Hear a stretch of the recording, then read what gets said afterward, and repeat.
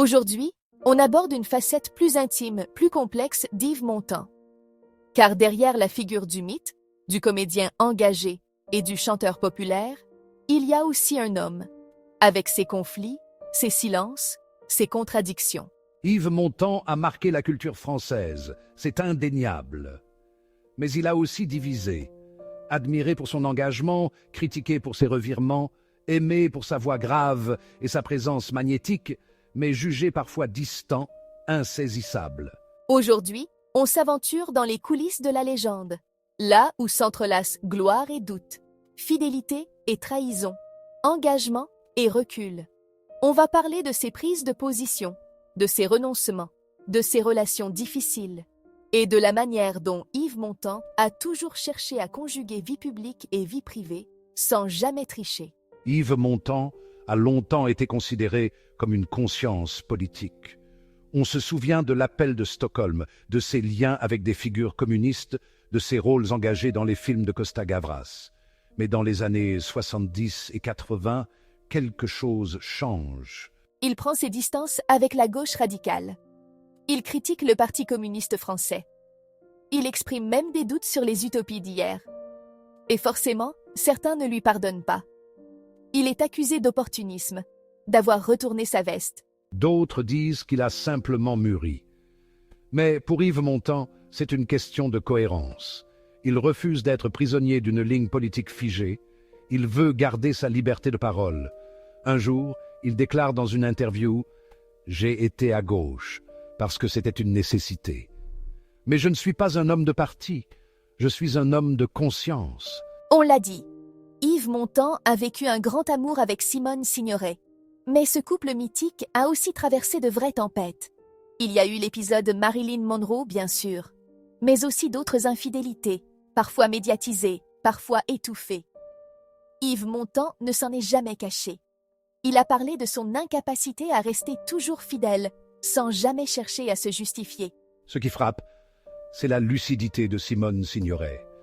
Elle savait, elle comprenait, elle acceptait. Jusqu'à un certain point. Leur relation a parfois vacillé, mais elle a tenu justement parce qu'elle reposait sur un lien plus profond, une complicité intellectuelle, une admiration mutuelle, une volonté partagée de faire œuvre commune. Simone Signoret dira un jour « Nous nous sommes fait plus que confiance, nous nous sommes reconnus. » Il serait injuste d'évoquer la postérité d'Yves Montand sans mentionner l'un des épisodes les plus délicats qui ont ressurgi bien après sa disparition. En 2004, 13 ans après la mort d'Yves Montand, Catherine Allégret, la fille de Simone Signoret, publie un livre autobiographique intitulé « Un monde à l'envers ». Dans cet ouvrage, elle accuse Yves Montand, son beau-père, de comportements inappropriés survenus dans son enfance.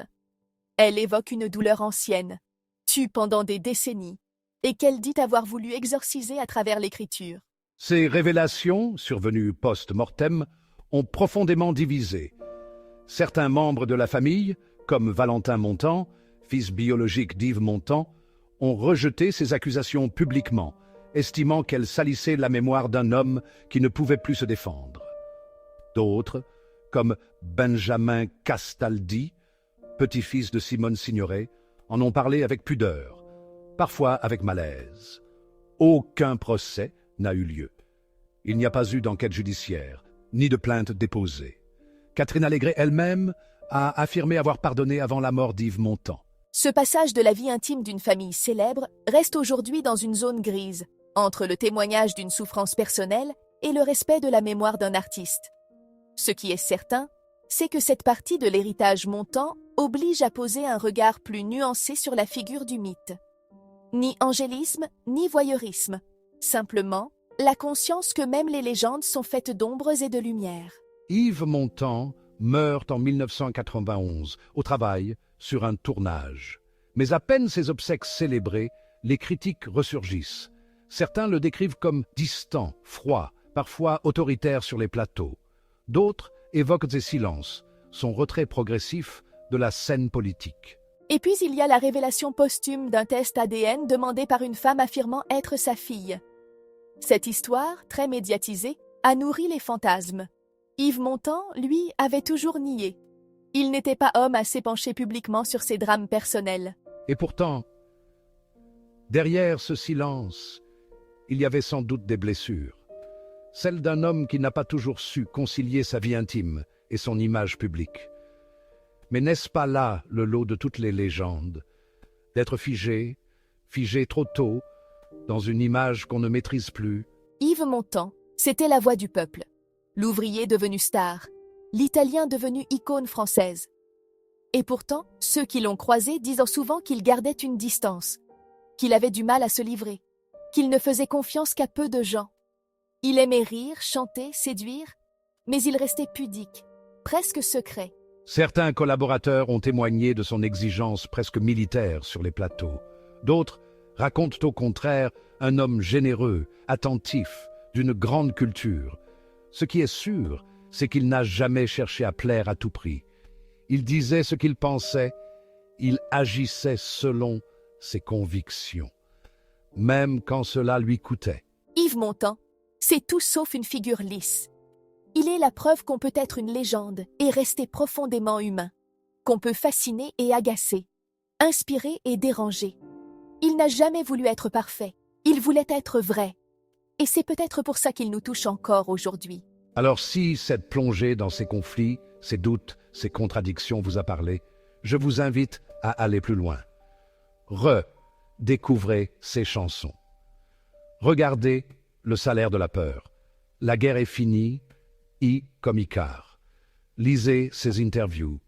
Explorez ses silences.